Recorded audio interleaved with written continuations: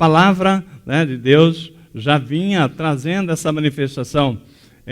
Isaías 9:6, o culto para falar do nascimento de Jesus, para falar o culto festivo do nascimento de Jesus, sem falar Isaías 9:6, para mim, fica faltando alguma coisa.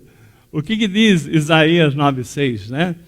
Essa profecia: porque um menino nos nasceu, um filho se nos deu, o governo está sobre os seus ombros, e o seu nome será Maravilhoso Conselheiro, Deus Forte, Pai da Eternidade e Príncipe da Paz. Amém? Essa profecia, irmãos, um menino nos nasceu, um filho se nos deu, né? O governo está nos seus ombros. Oh, glória, né? Então o mundo estava assim, passando por situações, continuamos com luta, mas eu fico imaginando o mundo sem Cristo, né? Hoje nós temos lutas, mas nós temos esperança. Nós vemos aqui, né, um Deus que nos ouve. Por quê? Porque Jesus veio. E ele falou assim, aquilo que nós pregamos no domingo passado: não foste vós que escolheste a mim, mas pelo contrário, eu vos escolhi para que vades e deis frutos, né? Frutos que permaneçam, a fim de quê? Ele não está falando, né, que Deus está precisando desses frutos. Não! É para o nosso próprio benefício, porque ele está falando a fim de que tudo que vós pedides seja concedido pelo Pai que está no céu. Tudo que pedirem em meu nome, né? Então Jesus nos deu carta branca para, se nós permanecermos na palavra, a palavra permanecer nele, tudo que nós clamarmos, né, Deus tem ouvido. E eu louvo a Deus por esses testemunhos. A igreja precisava, irmãos, ver um Deus que está agindo sempre, nunca parou. Mas nós é que paramos de buscar a Deus quando Deus deu a direção: orai-vos uns pelos outros, né? A igreja propôs isso, e aqueles que creram viram a vitória. Amém? Continue. Deus não parou, né? Ele não deixou a gente encerrar esse propósito. Nós continuamos orando, né? Buscando sempre orar um pelos outros, porque é um mandamento, né? João 15:17, Jesus continua: isso vos mando, que amei-vos uns aos outros. Não é uma sugestão, não, é uma ordem, né? Por quê? Porque é nisso que Deus vai nos abençoar. Quando eu vejo a Priscila, né, dar o testemunho, né? Não te preocupe com aquilo que é a vez de comer, beber e vestir, porque isso Deus dá, né? Deus quer dar muito mais para nós, nos fazermos bênção, né? Então, desde o nascimento de Jesus, que já são 2021 anos, né, que se passaram, nós temos 2 grandes eventos, nós que somos cristãos, para comemorar, né? Um é o nascimento de Jesus, que nós celebramos agora no Natal. Não precisa, eu não me preocupo com detalhe de data, não, porque não foi exatamente no dia 25 de dezembro, foi em março, porque lá, na época, seria muito frio, não seria aquela situação. Eu não me preocupo com o detalhe do dia, me preocupo que Jesus veio, cumpriu-se a promessa de Deus. Então, 2021 anos já se passaram da vinda de Jesus, e nós estamos vendo, né? Nós temos esperança porque Cristo veio, Cristo, como nós cantamos aqui, foi na cruz, né, que os nossos pecados, né, foi castigado em Jesus, né? E aí, graças a Ele, né, nós podemos falar com alegria, né, de uma esperança, de uma vida melhor para nós, para a nossa família. E a mensagem da abertura, né, eu posso, você pode, nós podemos fazer um mundo melhor. Essa é a proposta de Deus, né? Às vezes a gente reclama, mas o que você está fazendo para um mundo melhor, né? Não é só reclamar, tem que agir, né? Então Deus se alegra quando a igreja, a família de Deus se reúne e abençoa uns aos outros, tá? Então, irmãos, eu queria lembrar, né, que desde que o pecado entrou no mundo, com a queda do homem, Adão desobedece a Deus. Lá em Gênesis 3,15, a palavra diz, né, que o Senhor fez uma promessa, né, da vinda do Redentor. E ele fala assim, ó, por isso porém inimizade entre ti e a mulher, entre a tua descendência e a descendência dela. Viria dela o descendente que lhe pisará a cabeça e tu ferirás o calcanhar. Ali, no início, assim que Adão peca, Deus já faz a promessa de mandar o Redentor, Jesus Cristo, né, que se cumpre no Natal. Então, quando nós vemos isso aqui, né, Deus é um Deus que se preocupa, um Deus que tem um plano. E ele já viu isso tudo na fundação do mundo, e ele está cumprindo ponto a ponto. E é importante para nós é sabermos aonde nós entramos nos planos de Deus. Deus olha para mim, olha para a sua família, e Ele deixa tudo preparado. E nós que fazemos as escolhas, né? Para sermos abençoados, para ter uma família abençoada, escolha a vontade de Deus, porque Deus já te garantiu que as bênçãos serão sobre ti. Amém? Então, quando a gente fala em Natal, a gente fala, um dos temas que eu falei aqui que lembra Natal, é presente, né? E eu quero trazer como tema de hoje, qual o melhor presente que nós daríamos para Jesus, né? Quando a gente fala em presente, olha lá, no nascimento de Jesus, nós vimos a história dos 3 reis magos, que na verdade não eram reis, eram sábios, pessoas estudiosas, que estavam analisando, né, os astros mostravam a indicação que nasceria um rei. E esses homens, que nem era um povo judeu, né, os estudiosos falam que eles vieram lá da China, que talvez sejam descendentes de Sete, que era do filho de Adão, daquela linhagem de Sete. Esses homens, eles criam que viriam um rei. E esses homens atravessaram desertos. Olha só, hein? Atravessaram de camelos, porque se fosse hoje de avião, né, de carro, era uma coisa. Mas de camelos, né? Para quê? Para prestigiar, para celebrar o nascimento de Jesus, para trazer presente para Jesus, que era o ouro, o incenso e mirra, né? Irmãos, pensa vocês, esses sábios, né, falam que eram 3, mas dizem que na verdade pode ser muito mais que 3, que os 3 podem ser aqueles que tinham os presentes mais expressivos. Mas não importa esses detalhes, eu não me perco com o detalhe, me importa com a história. Me importa é saber que ali, né, homens foram tocados por Deus para levar presente para Jesus, o menino Jesus, né? Então, quando a gente fala aqui, né, naqueles 3 sábios lá, Gaspar, Baltazar, Belchior, né, a gente começa a falar o seguinte, né? Olha, já desde lá trocava-se presente no Natal.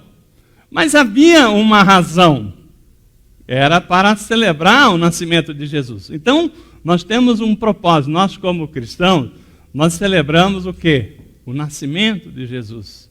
Não é por causa de presente, não é por causa da festa, de luzes, mas porque Jesus nasceu e nós estamos felizes de celebrar essa promessa de Deus, a vinda de Jesus. Então isso nos alegra, né? Comemorar o aniversário. Aí eu vou fazer a seguinte pergunta, né? Imagina o seguinte, o tema de hoje é: qual seria o seu melhor presente para Jesus? Então, eu já contei aqui uma história, mas faz muito tempo, talvez você nem se lembre, de um homem que ele fez um voto de que o dia que Deus o recolhesse, ele não queria chegar no céu de mãos vazias. E ele fez um propósito de dar um presente para Jesus. E esse homem, ele era confeiteiro. Ele fazia bolos e era especialista. E ele começou a preparar, né, um bolo de chocolate para dar de presente para Jesus. E ele começou a preparar o melhor bolo do mundo. E ele, a vida inteira dele, né, era trabalhar. Ele fazia lá os bolos, mas ele ia lá preparar e buscar estudo, como fazer o melhor bolo do mundo para levar para Jesus.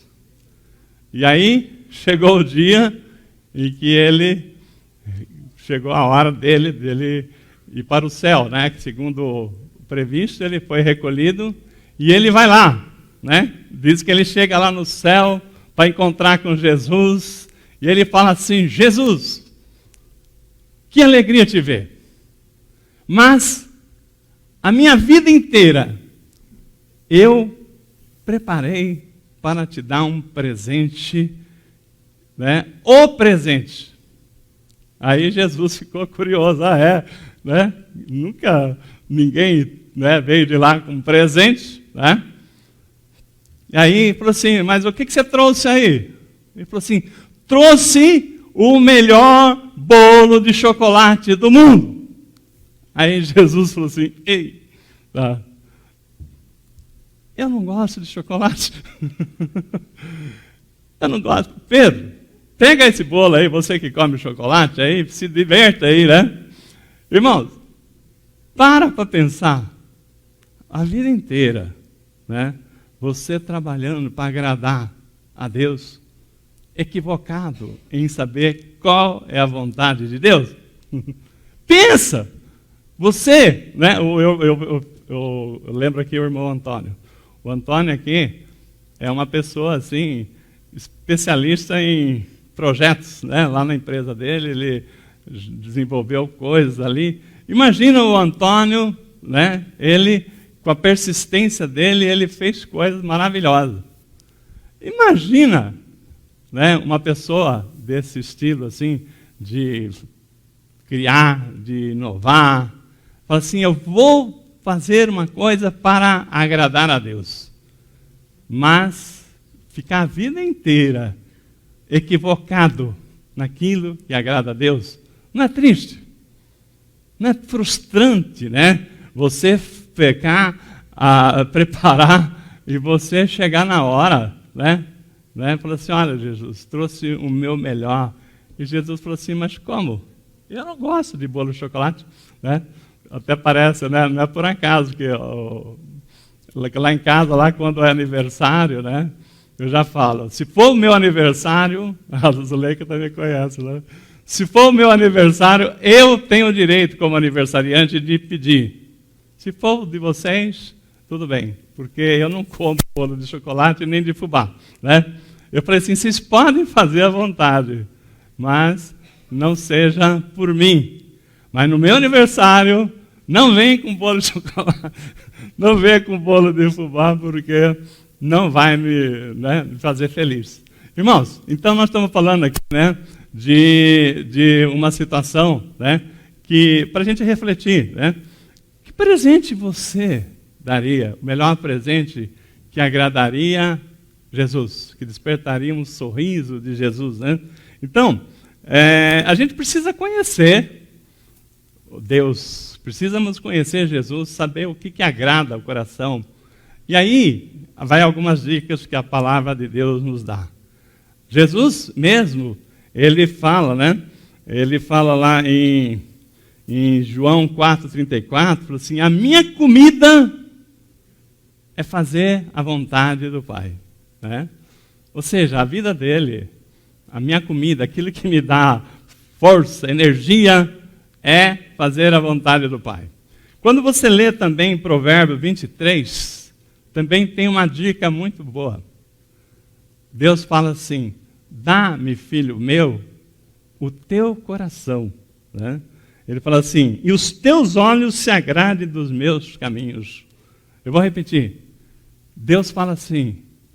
É difícil você ver Deus pedir alguma coisa, Mas ele pede aqui: dá-me, filho meu, o teu coração, e que os teus olhos se agradem dos meus caminhos. Então isso aí, hein, uma dica importantíssima. Se você quer agradar a Deus, né, entenda o que Deus se agrada em nós, para que a gente não perca a nossa vida fazendo um exemplo, né, do bolo de chocolate. É só uma ilustração, tá, irmão?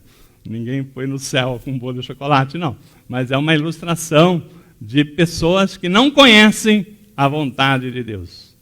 E eu creio que é muito frustrante, né, você ficar a vida inteira perdendo seu tempo.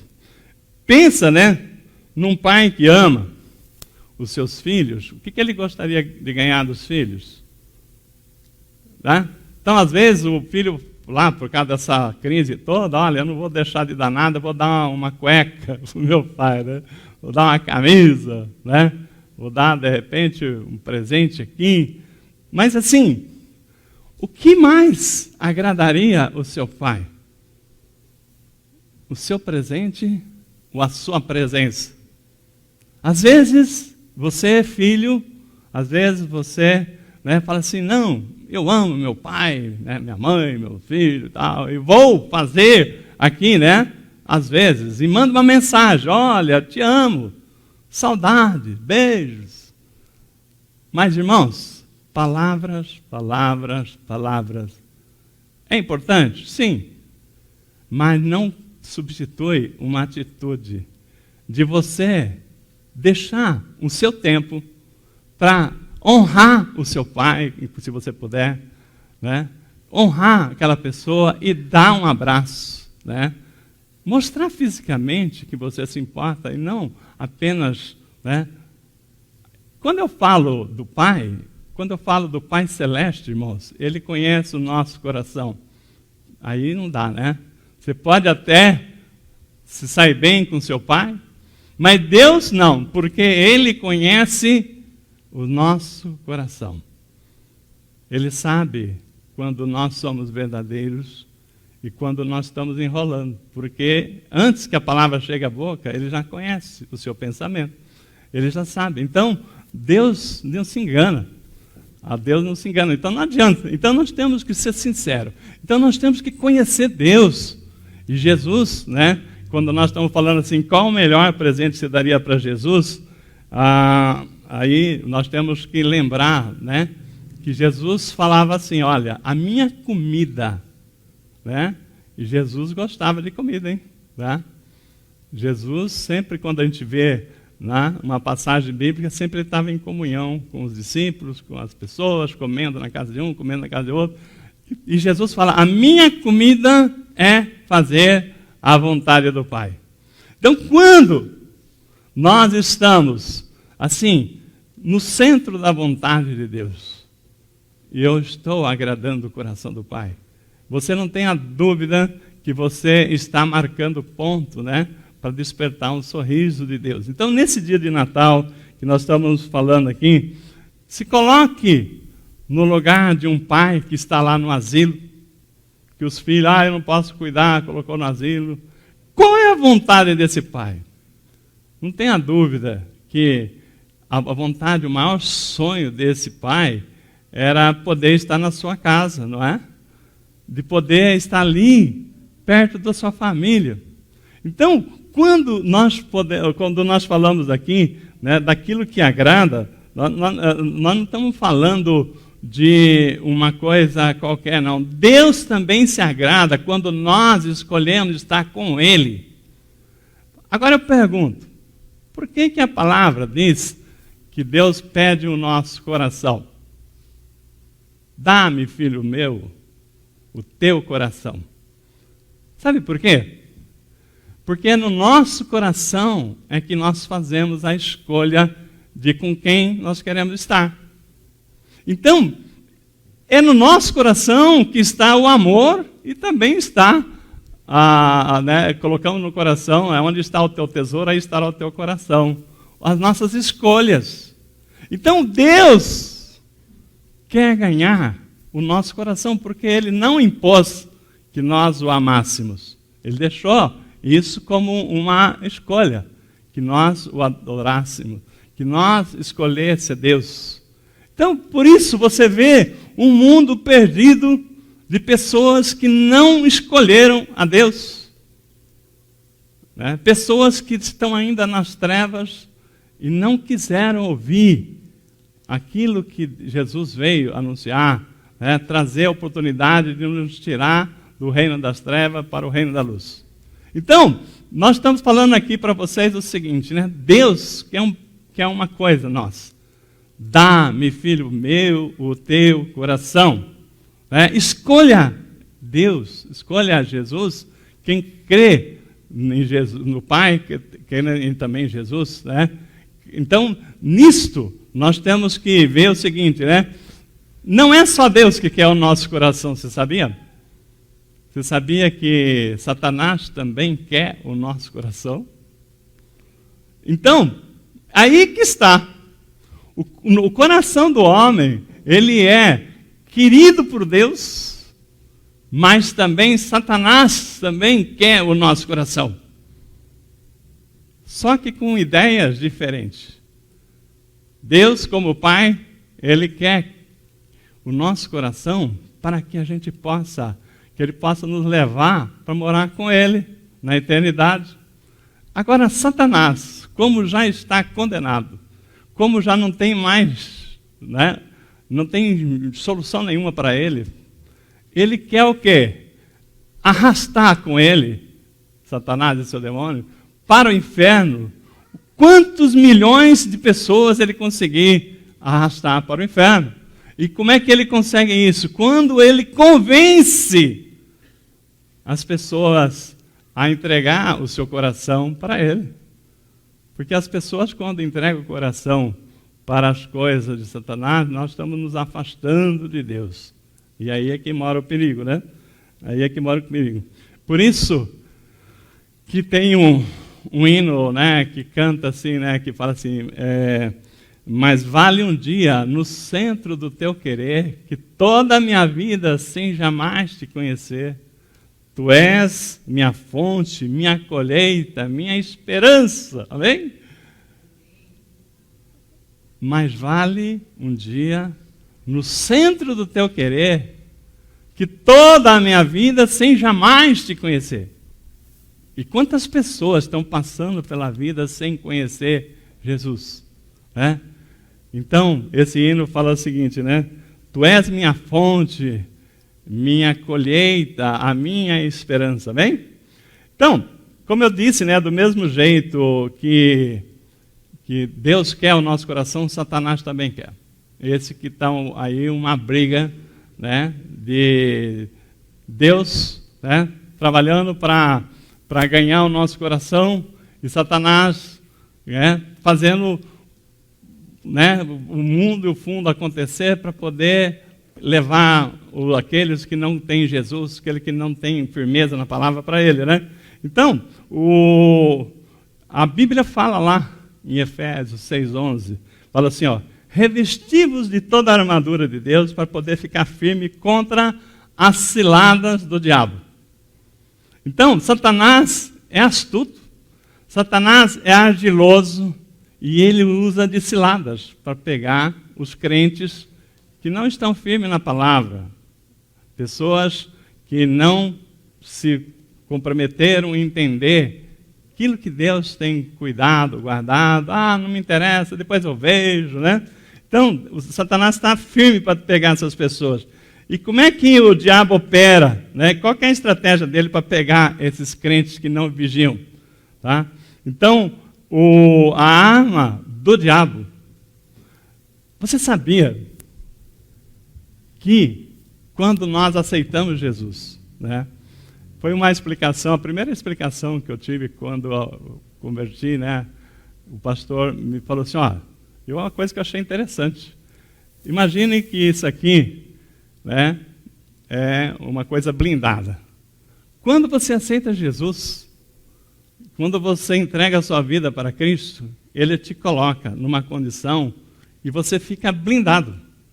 Você sabia que Satanás não pode te atingir? Ele não pode tocar em você. Ele não tem poder para tirar a tua vida. ele não tem poder para fazer nada contra você. Então, o nosso coração, que Satanás tanto quer, que Deus quer, está nas mãos de Jesus. E Jesus falou assim: eu jamais te lançarei fora.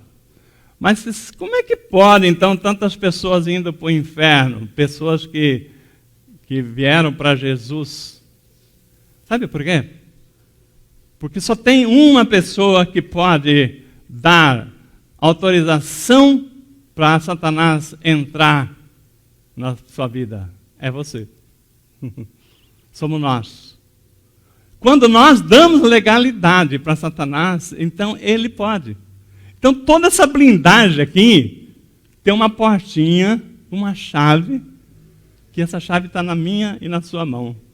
Só nós é que podemos liberar a entrada para Satanás ir lá e pegar o meu e o seu coração. Então, irmão, o que é que Satanás faz desde o início? Ele trouxe o pecado no mundo através da confusão que ele fez na cabeça de Adão e Eva, né? Não é isso? Ele trouxe o pecado. A decisão de Adão e Eva desobedecer a Deus foi provocada pelaquilo que Satanás colocou em dúvida a palavra de Deus. Do mesmo jeito que ele fez lá, ele faz até hoje. Então, qual que é a estratégia de Satanás? Ele não consegue tocar na minha vida nem na sua vida, mas ele consegue influenciar nós ao pecado. E é o pecado. A palavra diz que o salário do pecado é a morte. O pecado, Deus não pode fazer nada se você escolher o pecado. Então, o que Satanás faz? Qual que é a estratégia dele? Influenciar o homem ao pecado. Então, irmãos, desde lá de trás até hoje, né, o plano de Satanás é nos levar ao pecado, né, nos levar a desobedecer, a nos afastar de Deus, para poder, assim, não é Ele que nos atinge, mas somos nós mesmos que fazemos as escolhas, né? Então, por isso que nós estamos falando aqui, o que é mais precioso para Deus? O seu coração. Porque Deus quer você com Ele na eternidade, nós todos com Ele na eternidade. Satanás quer nós todos com Ele no inferno, porque Ele falou assim: eu vou, mas não quero ir sozinho. Vou levar quem eu puder junto comigo, né? Então isso aí, irmãos, faz uma diferença total. Mas os crentes que não têm o conhecimento da palavra, eles vacilam no pecado e se expõem, né, àquilo que Deus está cuidando tanto. Ele abre a porta para Satanás entrar na sua vida. Então, quando nós estávamos falando aqui da blindagem, né, então não tem jeito. Agora, a atitude que Satanás tem feito, tem tido êxito, né, de levar o homem ao pecado, né, é através de armadilhas. Por isso a Bíblia fala assim, ó: revesti-vos de toda a armadura de Deus, para que naquele dia não caís na cilada do diabo. Né? Quando nós falamos em cilada do diabo, nós estamos vendo aqui o seguinte, né? Como é que o diabo faz? Ele não consegue abrir aquilo que Deus te blindou, mas ele consegue te enganar. Ele consegue nos enganar se nós falharmos em ouvir a palavra de Deus. Alguém já assistiu o filme de Troia? Eu já tinha assistido há muito tempo, né? E não é por acaso, né? Por isso que eu falo que as coisas de Deus não existem nada por acaso. Essa semana eu assisti o filme novamente e foi exatamente para citar esse exemplo aqui na palavra. O que aconteceu na guerra, né, dos gregos e troianos? A Troia era uma cidade fortificada, né, que nunca ninguém havia vencido. Por quê? Porque, assim como Deus criou para nós uma fortaleza invencível, né, uma fortaleza intransponível, né, Eu não sei o quanto era Troia, porque eu não estudei os detalhes, mas Troia era uma cidade fortificada que jamais nenhum povo conseguiu, né, dominar os troianos. Aí, houve lá uma briga lá, né, entre os países e os gregos resolveram invadir Troia. Né? Quem assistiu o filme vai se lembrar.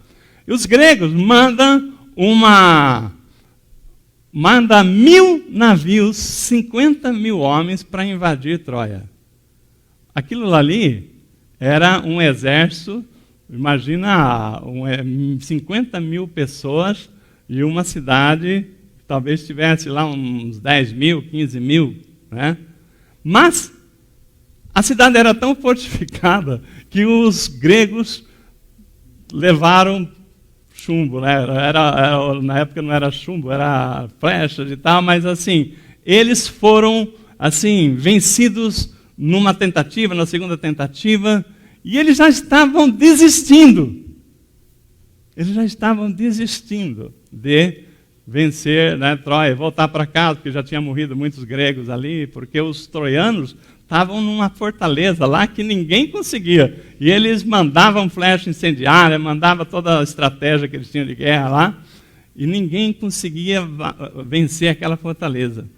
Aí, um grego lá teve uma sacada. Ele falou o seguinte, olha só, né? Ele viu um soldado fazendo um cavalinho lá para levar para o seu filho. Ele falou assim, tá aí.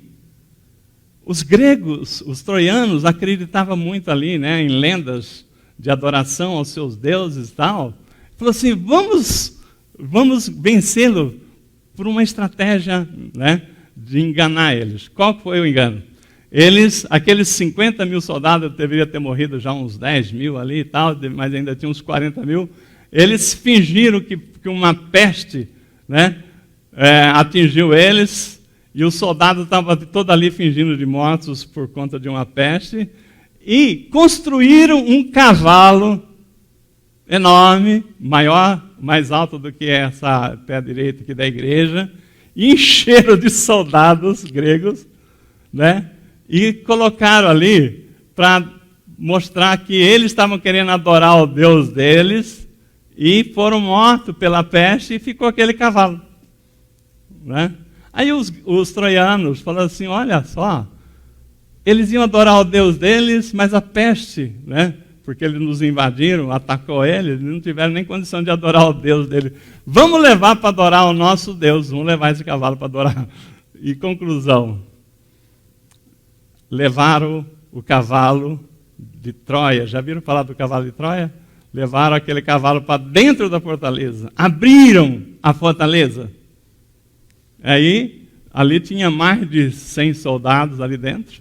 Aqueles soldados à noite abriram os portões, venceram os guardas do portão, abriram os portões, e os 40.000 gregos invadiram a fortaleza e acabou com Troia. Irmãos, não é isso que o diabo faz? Deus nos dá uma fortaleza, que é a sua palavra, e o diabo não tem poder. E o nosso coração está na mão de Deus. O Senhor Jesus falou assim, aquele que o Pai me deu, esse eu tomei em minha mão e jamais lançarei fora. Mas Ele não pode impedir que nós venhamos abrir a porta da legalidade para o diabo entrar no nosso coração. E quando a gente faz isso, né, a morte é certa. A morte, né, o pecado entra na nossa vida e o homem se perde, se afasta de Deus. Irmãos, o que o diabo faz é preparar iscas, presentes de grego, né, que a gente costuma falar, isso é um presente de grego. O cavalo de Troia era um presente dos gregos, para os troianos.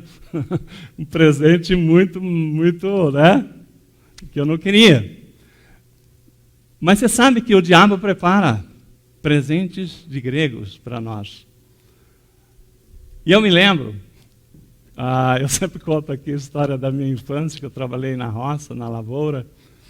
E eu me lembro com 10 anos que a gente tinha uma lavoura de algodão.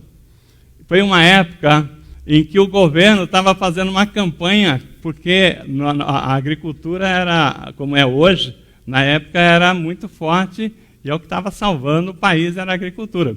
Mas tinha uma formiga, chamada saúva, não sei quem conhece, que estava acabando com o Brasil.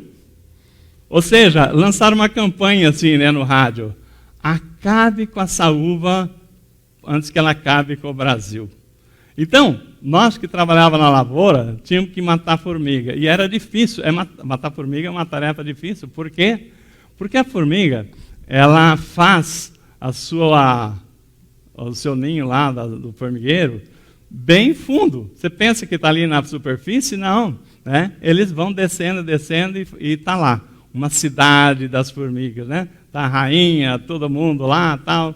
Então, quando eu trabalhava na lavoura, para matar formiga, a gente tinha que achar o carreiro das formigas, ou seja, quando elas vinham cortar a lavoura, ela fazia um trilho, e estava ali. Você descobria o trilho das formigas, o primeiro trabalho era descobrir onde estava o trilho.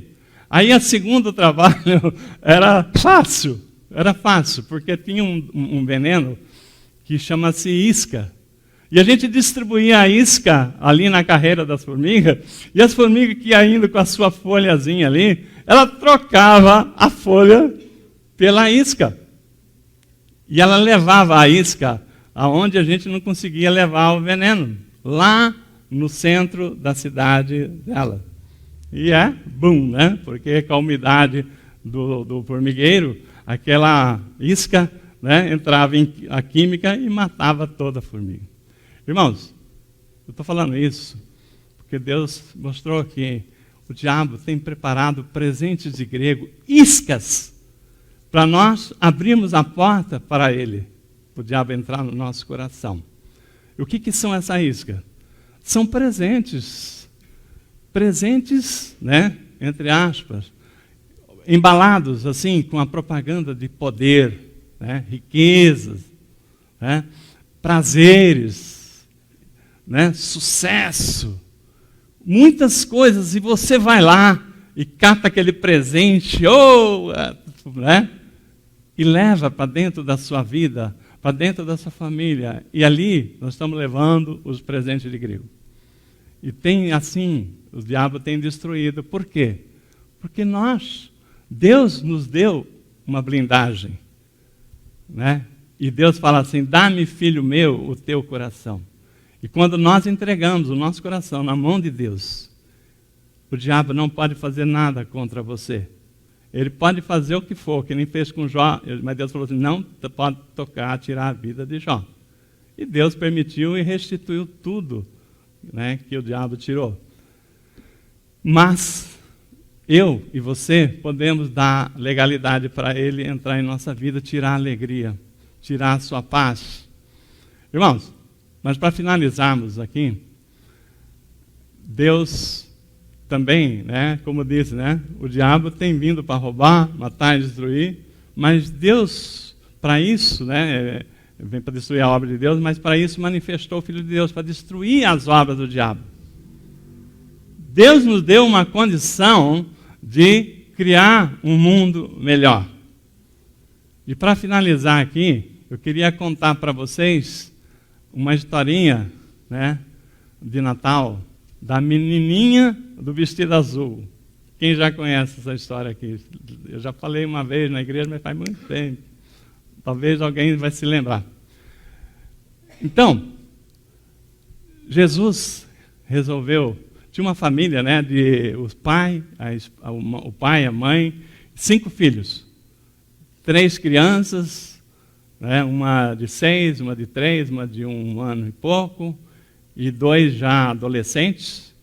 Mas aquela família era uma família que vivia nas trevas, não conhecia Jesus. E Jesus escolheu aquela família para entrar, né? É um presente de grego ao contrário, né? Assim como o diabo entra na nossa vida quando nós damos legalidade, quando nós também convidamos Jesus, e como diz a palavra, né? Não fosse vós que escolheste a mim, mas eu escolhi a vós. Jesus escolheu aquela família para entrar naquela família. Então, o que ele fez? Estratégia, qual é o plano de Deus? Colocou no coração de uma irmã da igreja que no Natal ela ia adotar uma criança para abençoar naquele Natal. E, evidentemente, Deus já tinha preparado. Uma das crianças era uma menininha chamada Cristina, né? Essa família era uma família assim que era um caos, porque o pai e a mãe, né, nenhum deles conhecia Jesus, todos eles viviam nas trevas, eram pobres, mas não é porque eram pobres, mas tem pobres e tem pobres relaxados. Vocês concordam comigo? Ser pobre não é defeito, mas você pode ter uma vida decente, né, com dignidade. Mas tem pessoas que, né, juntam a dificuldade com o relaxo. E aquela casa era assim, né? Aquela casa, as crianças, aquelas umas assim que se olhava e você dava pena de ver. Criança que não tomavam banho, não tinham, você olhava assim, parecia que estava nos trapos. Pessoas muito mal cuidadas. E Jesus escolheu aquela família. E aquela família era um inferno, né? Um verdadeiro inferno, porque era briga, era grito, nenhum respeitava os pais, tinha 2 filhos já adolescentes. Aí Jesus falou assim, não, é um presente de grego ao contrário. Aí ele pegou, né, colocou no coração da irmã de adotar uma daquelas crianças do Natal. Então, a irmã foi lá, falou com os pais, e ela escolheu essa menina de 6 anos para levar para casa, para cuidar dela e passar a véspera de Natal, e no Natal ela passava com os pais. Então, essa irmã levou ela para casa. A primeira coisa que ela fez foi dar um banho nessa menina. Lavou o cabelo dela com shampoo. Aquela menina nunca tinha visto shampoo, né? O cabelo dela nunca tinha visto shampoo, lavar nem se falava, creme e tal. Aquela menina, quando ela deu um banho naquela menina, aquela menina já virou uma princesa. Coisa linda, né? Uns cabelos maravilhosos que ninguém via, tamanha sujeira. Aí eles foram com essa menina no shopping, né? Comprar uma roupinha para ela, um sapatinho, presentinho. E chegou lá na loja e tinha um vestidinho azul, tá? Tinha um vestidinho azul feito sob medida para aquela menina. Um vestidinho azul que ficou que nem uma princesa.